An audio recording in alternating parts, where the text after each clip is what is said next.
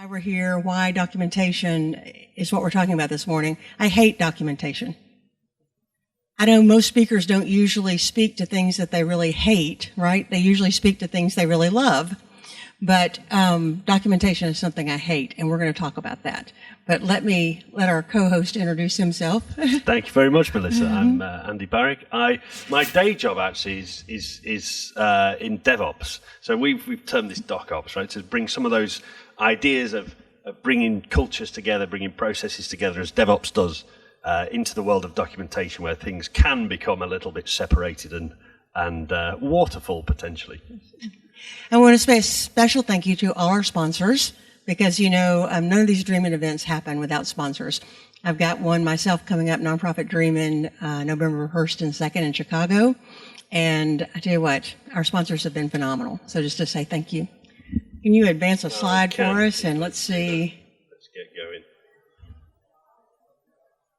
There you are.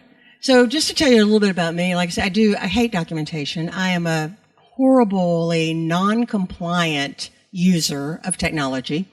So I don't like to write documentation. I don't like to use the documentation that's provided. I want applications to be simple and easy. I am fairly technical, 10 times certified.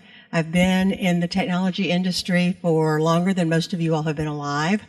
So you would think that I would be better at using documentation, and I'm really not.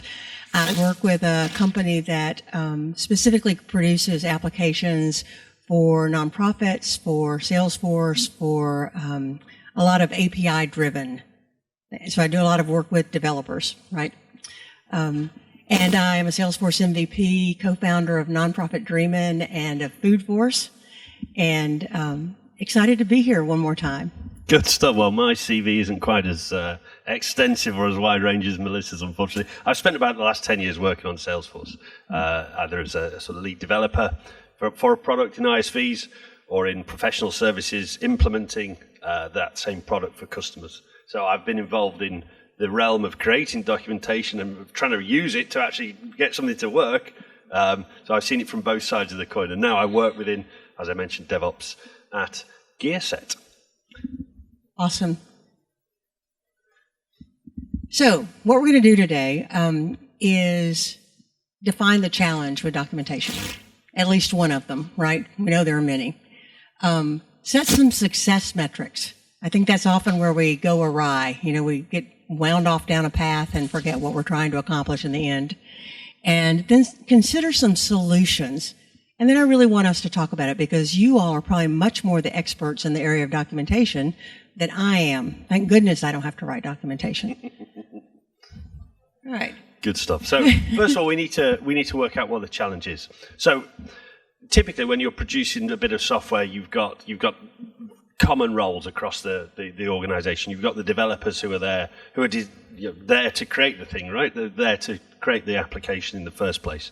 You've got maybe product managers or admins who are responsible for either seeing the bigger picture, reacting to the market, and changing, defining how the product moves, or implementing it potentially once it's installed, etc., etc. But that's what they want to do. That's their role. Okay, they're not there necessarily to actually produce a user-facing documentation. And this is one of the questions we're going to ask: is would they be the best people to do it? Anyway, some organizations go and hire dedicated technical writers who very much are the designed for writing documentation, right? But are they even the right people to be doing it? So we'll have a look at that. So see, this is my Valhalla, right? In a perfect world where we create these wonderful applications that nobody ever needs any documentation for, because it's just so intuitive. Right? One of the discussions that we started with on this was Slack. Does everybody use Slack? I mean, what kind of documentation did you read to use Slack? None. Exactly. Thank you. That's exactly right. And that's because one day it showed up on my desktop and I started using it, Isn't that the perfect world? Yes? Are we developing those applications? Not so much. And so as a user, Slack is that simple, but as a Salesforce administrator to administer it, or as a developer to remember what you did last week to improve it, there needs to be some documentation, right? So we'd like to put this one out to you in the room, actually. If you think about where you work and the products you work with, who's actually writing the documentation for your products? Well, we have someone. We have a real expert here. But tell us, you're an architect, right? Yes. Hi, everyone. So I'm an architect, and I used to hate documentation. I don't like it, but I've seen that it's quite useful in a lot of cases. I would say first thing, a lot of people rely on me to answer questions, which means I can be out of the office while someone needs an answer from me. So first thing I do is once I start, benchmarking a solution, doing an investigation, looking for, or maybe making a design, putting a data model, I try to write any idea I have in my mind, any assumptions I get, all the details, just in order to have a quick answer for anyone depending on me at any time. So when I get asked, how can we do this, I just send a Confluence page to someone. It could be a draft, it could be not that product ready or document ready, but it helps a lot in blocking people. So that's basically where it comes from. Cool. That's really interesting, because we had the Valhalla of no one needing to use it, but here's a very real example of where it's necessary, and that's one of the great results, I would say, of brilliant documentation, is that in a world where you've maybe got a service team working, a support team fielding questions from users, your documentation is essentially support agents embedded with your customers or your end users, being able to answer questions that don't have to come to you and keep the same 30 support agents all occupied with the same question that everyone's got at the same time. So I'm curious, do we have any more architects in the room? No more architects? What about developers? How many developers? And are you all writing documentation? Yeah. Yes? What about Salesforce admins? Any Salesforce admins in the room? No? What about consultants? Yeah? And are consultants writing documentation? Yes? And I know developers do, because that's where all of my pain points came from. I am incredibly monolingual. I speak one language, English, and my English friends would tell me I don't do that very well. So when I ask our dev team a question and I get an answer back, I almost need a translator. I don't speak developer either. When I wrote code, it was COBOL and Fortran, back in the dark ages. So again, that's, who's writing the documentation. If you're a developer writing documentation, who are you writing it for? Other developers? Sometimes it's when I was a developer, I was just writing documentation for the future me to thank the old me. Yeah, absolutely. Excellent point. Yeah. Excellent. We're not point. all sort of omniscient beings who can remember everything that's ever happened. Yeah. So we actually did a poll on LinkedIn, if you saw it, and got these sorts of results about who's writing the documentation for your organization. So who's writing in your organization? Do you fall in one of these categories? Do you have a technical writer that actually does that? I don't know who those 12% were. I haven't met them. I've worked in roles with technical writers, but as we'll come on to, that's not always just the perfect solution. And anyway. so does Gearset have a technical writer? We have a team of writers who will not create the documentation, but they will edit it and review it for making sure there's a consistent style, matches the corporate tone and uses the right language in the correct manner. Lovely. Because I'm not capable of doing that. So does this ring true for you all? Do you think this is accurate? I was surprised that 44% of admins are the ones writing documentation. You don't think that's true?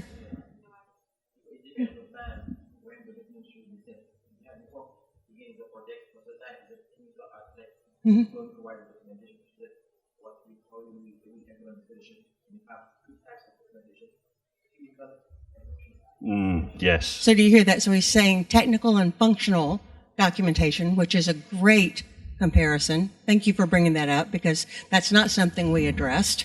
Yeah, exactly. And that's true. You're exactly right. That's a very succinct way to put it. So interesting results. So hear about this for an example. We got something. I think this is from IKEA or something. You know, it's a very, very, very complex process. But you know, that's the way that they've decided to display it to customers. And there will be reasons behind that. You know, it's easily translatable, right? Isn't it? Because there's no words in there. But imagine, you know, we don't often. You can't really describe an application through pictures, right? We tend to end up using words. But if you think about how you would represent that in words, for example. You know, and then consider that it might be written by the person who designed the product, or what if it was written by someone who's responsible for making the screws that fit the thing together, or maybe the graphic designer who was hired before they decided to represent it in pictures instead. You can imagine they're all going to come up with completely different representations of the same thing in words. And the same is true when you're building an application. Different roles are going to produce different things. So, which roles are best suited to it? And that's what we're going to try and look at today. Have you all put together IKEA furniture? So I love this. This is one of my favorites. So a single person translating everything, right? I don't know if you've heard my presentation on diversity and how that can really speed your innovation. If you've got a single person with one point of view that's translating everything, you can really have some mistakes, right? So I grew up in the southeastern United States, and I'm sure you all have certain things that you say locally where you live that other people would never understand. But in the southern United States, we say, kiss my grits. And it's kind of a, I don't know, exasperated sort of thing to say. But if you put that in Google Translate, to translate it to French, which I don't speak, and I know we have a lot of French speakers. So what does the translation actually mean? Not kiss my grits, right? Which makes no sense, whatever, right? So not even just languages, but like I say, I think of roles as different languages, right? My team speaks Spanish. I don't speak Spanish. 99% of my team speaks Apex. I don't speak Apex. You know, so thinking about, again, you know, where you're coming from, but also who you're speaking to.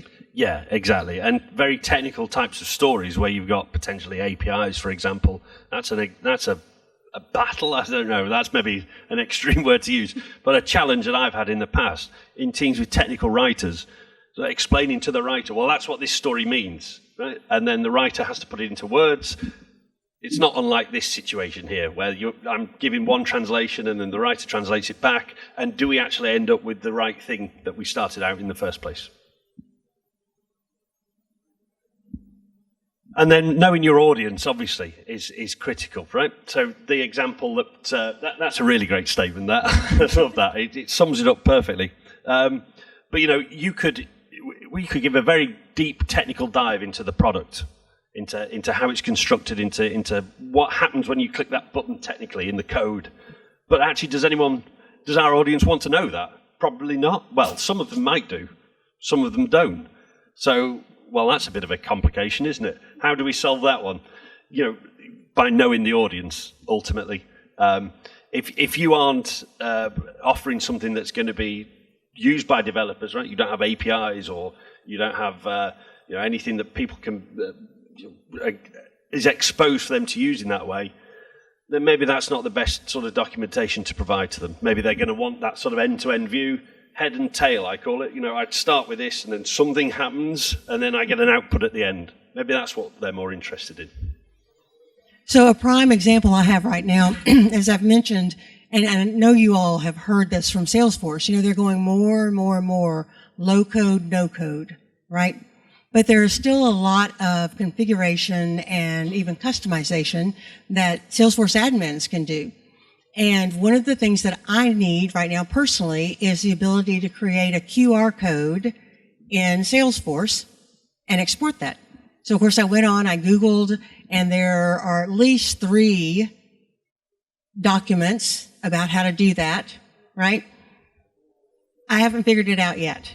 I mean, I'm a smart woman, and I understand, but these were developers writing for developers instead of developers writing for Salesforce admins.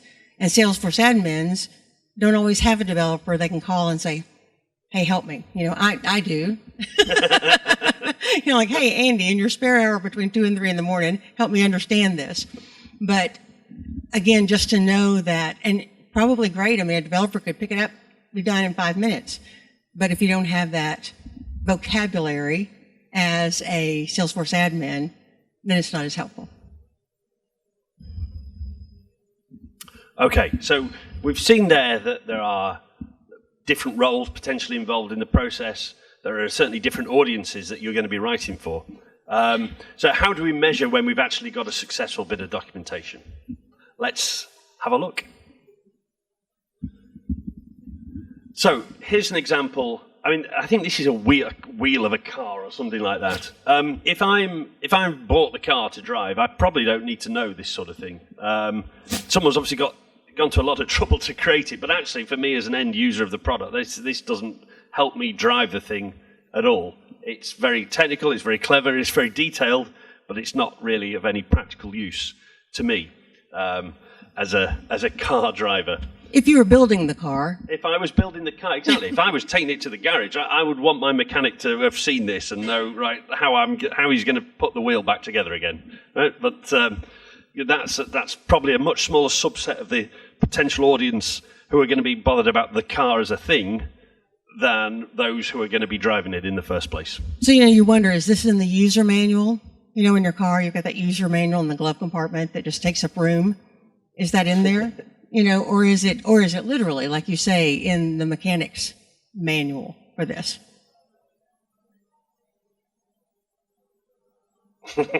My favorite, right? Frustrating documentation. I cannot tell you how many times I get in Salesforce, right? Blah, blah, blah, error, and it does not anything. There's an error, right? Check with your system administrator. Guess what? I am the system administrator. And there's no way for me to, where would you suggest I go? So yeah. There's nothing more to be said on that one, is there? If that's never happened to you, please raise your hand because I'm doing something wrong. This is an interesting one. So documentation done with great intent, certainly, but maybe doesn't explain the full situation. This is an example. I think, Melissa, this is something that you're familiar with. Reset this site. So reset sort of implies going back to the beginning, right? Go start again. Clear everything down. I want to start again. But the consequence of this is complete deletion of everything, ultimately. And that's maybe not what you were expecting to happen.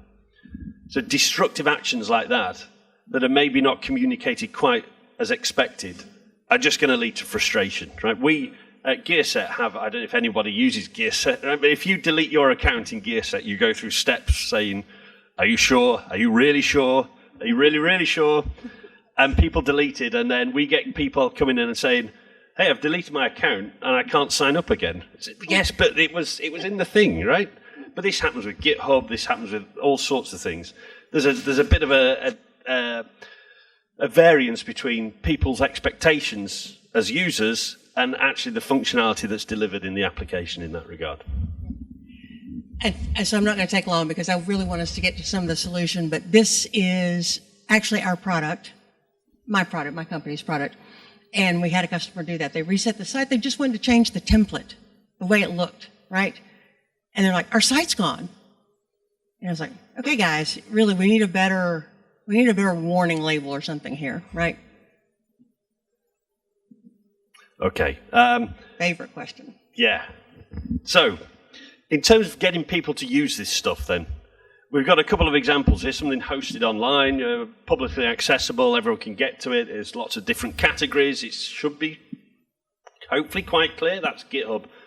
Against, this idea of a huge document that comes out and it's just one set of instructions, and you've got to pour through it and pick out the bits that apply to you. That's probably not necessarily quite the common thing anymore, but certainly was the case not so long back. If users can't use your features because they don't know about them, there's almost no point in having created them in the first place.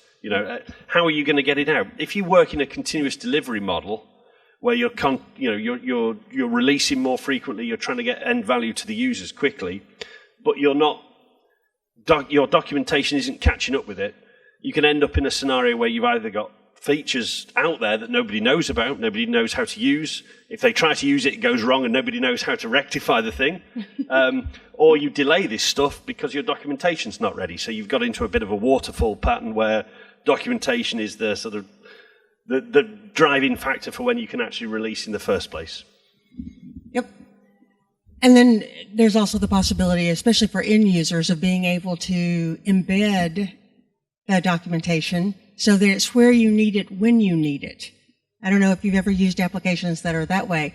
I know that's a lot of what the new documentation that Salesforce has come out with, so that you can embed that in, and on a page, you open it, it's got to help, right? So another consideration, right? Keeping up with all these different things. Exactly. And then our favorite. Well, yeah, talking of Salesforce documentation, this is the sort of digital version of that. I don't know if you've used the Salesforce release notes, anybody, to try Who and reads find all stuff? 700 pages of that? Nobody, thank you. Have you ever tried to find anything within it that's, there's categories, aren't there? You can sort of search for keywords. But if I go to the Salesforce release notes and type in CPQ and search, what comes back? The new features in CPQ in this release? Well, no.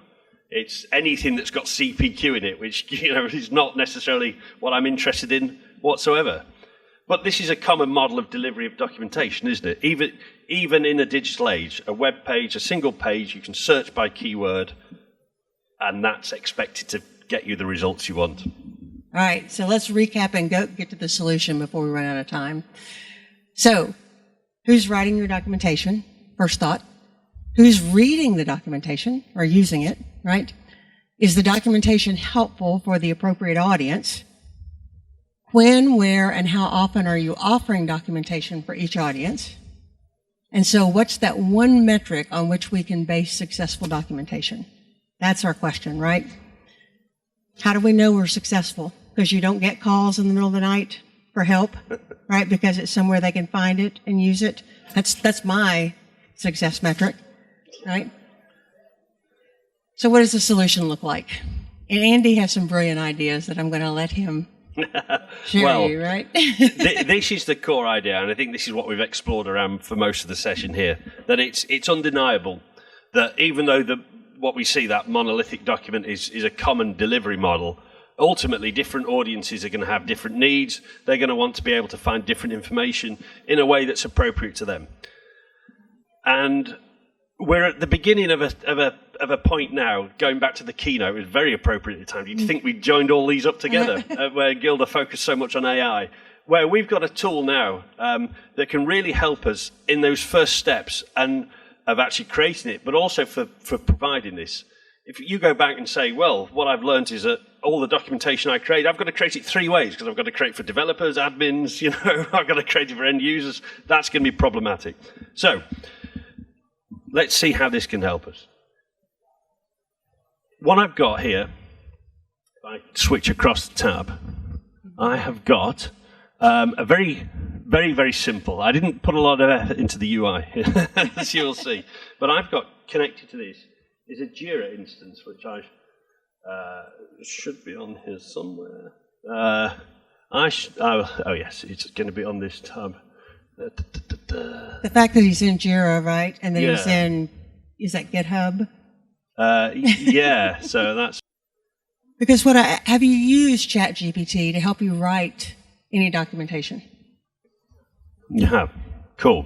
So I've got going to get the idea here. Exactly. So I've got a couple of stories here. I've got one completed that talks about required fields on a contact creation. If you can see that, there's like roles here, a billing manager, an account manager. The story's created in pretty typical fashion, right? That given, when, then, defining the requirements.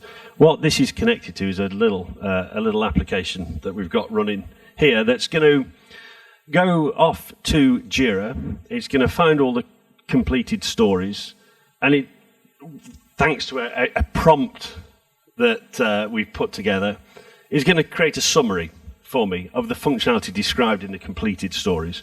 And this prompt, we can tweak it to whatever we want it to be. We can ask it to write it for an admin, for a developer, for an architect, for any end user who we might have. We can certainly tweak the prompt to become a little bit more intelligent. We can, in time, feed it with more information about the current state of the application. But what we've got here very quickly is a summary. And you'll see they're pretty much identical because it's got 2 roles, right? There's 1 story completed. What we'll quickly do now is complete another story. We'll bring this one across. Okay, that story's now done. We'll go back, regenerate, and we'll leave this to AI. And as Gilda was saying, this is not the sort of finishing point, right? This is not AI is going to remove technical writers or the need for any human to ever be involved in the documentation process again. If you have time and you look at this, you wouldn't send it out as your finished documentation. But it's a great starting point to get to, where you've got maybe those technical writers who are going to think about the corporate style, how things should be written. You've got to contend with the speed of things like ChatGPT as well. But there we go. So you see, we've got a complete change. The billing manager's now still being told about the required fields, but the account manager, for who the new story was for, has now got more steps for their role. So they can go to this and say, oh, look, this is what I need to know about. And you can tweak the prompts, obviously, however you need it. But here's a really great starting point for a multi-layered documentation solution, right? This could be, you can create multiple different versions now. You can fire through AI.